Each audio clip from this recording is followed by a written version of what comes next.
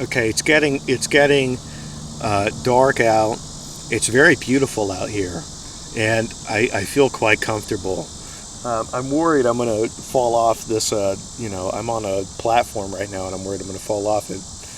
I'm going to lean back or something, and thus will secure my ruin. But I wanted to kind of mouth off because I feel like it's the time is right. This will be an especially rambling video. Some of my videos outperform others. Some videos get no views. Some get a decent amount as so far as my standards go. Maybe this one will get very little. But whatever. I spoke in my last video how I'm trying not to be so misanthropic, so critical. I'm trying not to focus or fixate on the things I dislike in society, because if you focus on those things too much, they're basically all that you see, and they're all that you have in mind to talk about. So if you move your mind in any other direction, maybe not any other direction, but almost any other direction, you stand a better chance at simply like becoming. It's like a self-fulfilling prophecy of happiness in some regard. If life is boring, just embody something that's interesting, and then life ceases to be boring. Okay, that sort of thing. And there's so much to say, to criticize society. And sometimes, you can be in a position where life is so uncomfortable, so very uncomfortable, that all you can see are problems. Okay, this is a different kind of circumstance. There's times in which then the fixating on the stuff that's wrong in life becomes more of an option. That's when you should be skeptical of voicing such criticism. But but sometimes your life is just unpleasant. Okay, and all this stuff is on your mind. And the things that influence and inform our lives are sometimes, quite often, the effect is elusive to us. It's unknown. And we maybe don't know unless we reflect, or if we're from a different vantage point and we can see things differently, see how we were affected. And recently I've been feeling like neutral. I've been feeling especially neutral. I'm like, man, I don't have, major pressures in my life at this moment. These last few days, I feel neutral. I feel calm.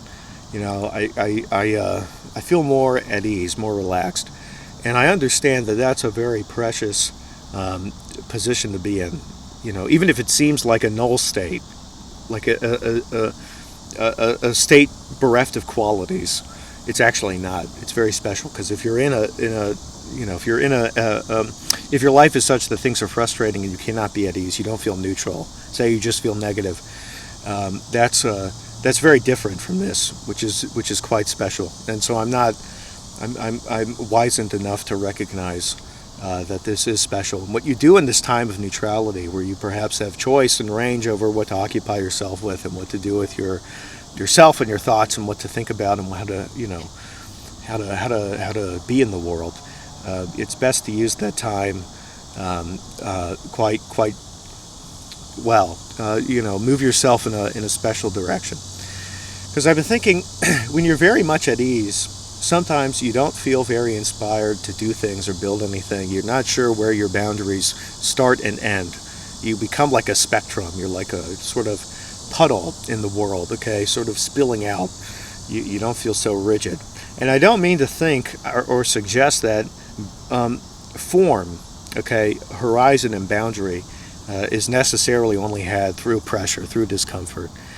I'm sure there's cases in which it's very true that pressure is a motivator for form, for boundaries, for what one is, what one is not. I'm sure that's true, but it's also the case that in more tranquil eras, there is something that's resembling, free choice, free association. That is especially important. So you cannot neglect giving yourself some direction when life is more relaxed, when things are more at ease. And, one could take that premise and start reflecting on the nature of our culture and the philosophy undergirding it. And oh my goodness, but I don't feel like going in all of those different directions. Instead, I guess I'll contemplate how it has had me reflecting on what to make of myself, or what my vision should be for society. Okay, that sounds grandiose. I don't mean to suggest that I intend to raise an army and start coming to major executive decisions about things. I only mean in one's life. Okay, we have opinions, we create ideals for how the world should be that we start to judge things in relation to. And I'm rethinking how my ideals should be constructed. Okay, what my dreams should be animated by. And admitting that is helpful, for starting to fill in the gap.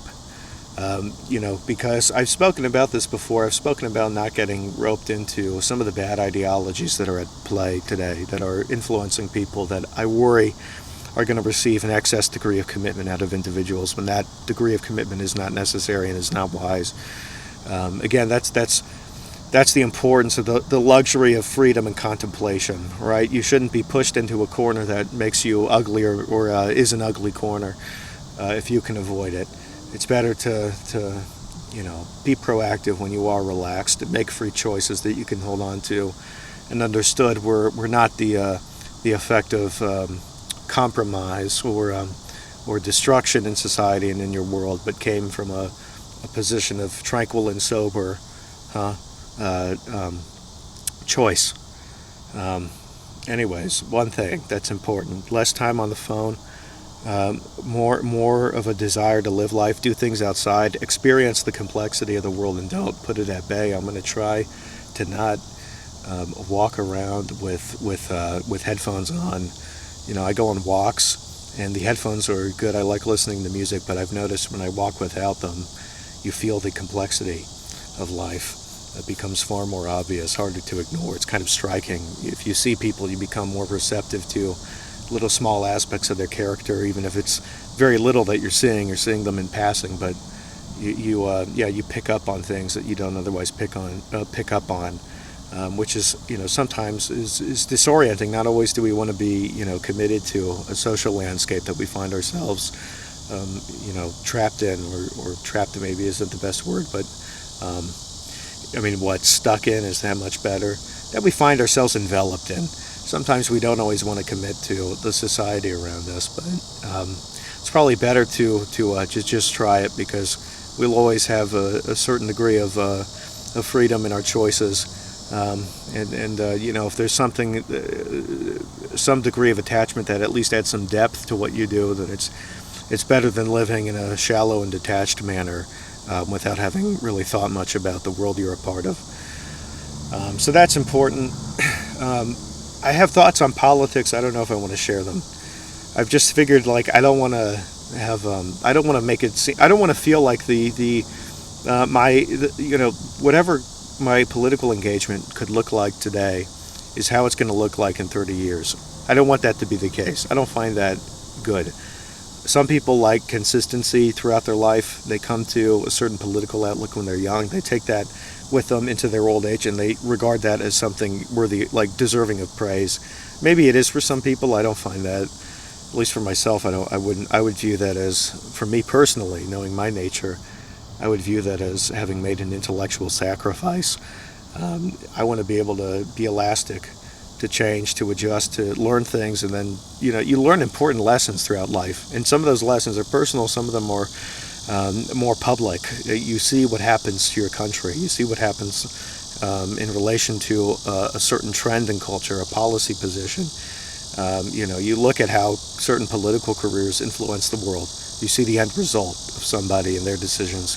Those are big, important lessons. Those are the kind that are supposed to be recorded in history for the sake of posterity. Okay, to be very receptive to the lessons embedded in all of these things, you have to be very very sensitive in how you see the world, and very, very amenable to the lessons that life hoists upon you, or is it foists upon you? I don't know. I forget these things, but that's something that's been on my mind. Yeah, and I've been working on a book for the last year and a half, and I haven't worked on it much, not this month. I should probably finish it. I guess that's a good goal to have, finish a book or something. Here I'm really chewing the fat this video, but I wanted to say, typically if you engage online and you do commentary and things like that, typically the pathway to making it seem like you're doing something interesting, or oh my gosh, look, I know how to garner attention, It's to be very outrageous. It's to say crazy stuff. You know, it's simple because when you say crazy stuff and you always have a fiery perspective on everything that can kind of easily be discerned by somebody else, like it's quite predictable where you will stand on any theoretical event that happens in the world. The value is just in seeing you know, have the chutzpah to say it, the boldness to like ruin your you know, to tarnish what the social credit everyone else is invested in front of everybody else, to tear things up and you know, develop your own cursed contrarian. I shouldn't use contrarian because I think contrarianism is important. This isn't necessarily contrarianism, but you're you know, rogue. You develop your own rogue social currency instead, or something. There's like, you know, something provocative and fascinating about that. The problem is, if you get roped up into a fiery perspective, then you have to go through your whole life like paying lip service to this thing, and you see it among these provocateurs who, you know, I'm not going to name names, but there's certain provocative commentators who, when they speak, you know, you can almost see like they're in the back of their head, they're like, yeah, I got to say this particular crazy stuff because you know, that's what keeps interest. So I've got to you know, attack this group or like say this outlandish thing, and just kind of, you know, let's keep it rolling, guys.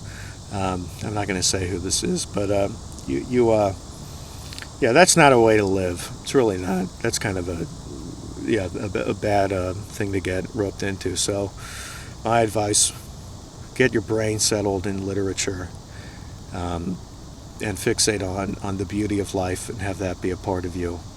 You know, if this matters at all, or if this doesn't seem stupid. All right. I hope you enjoyed chewing the fat with me. Goodbye.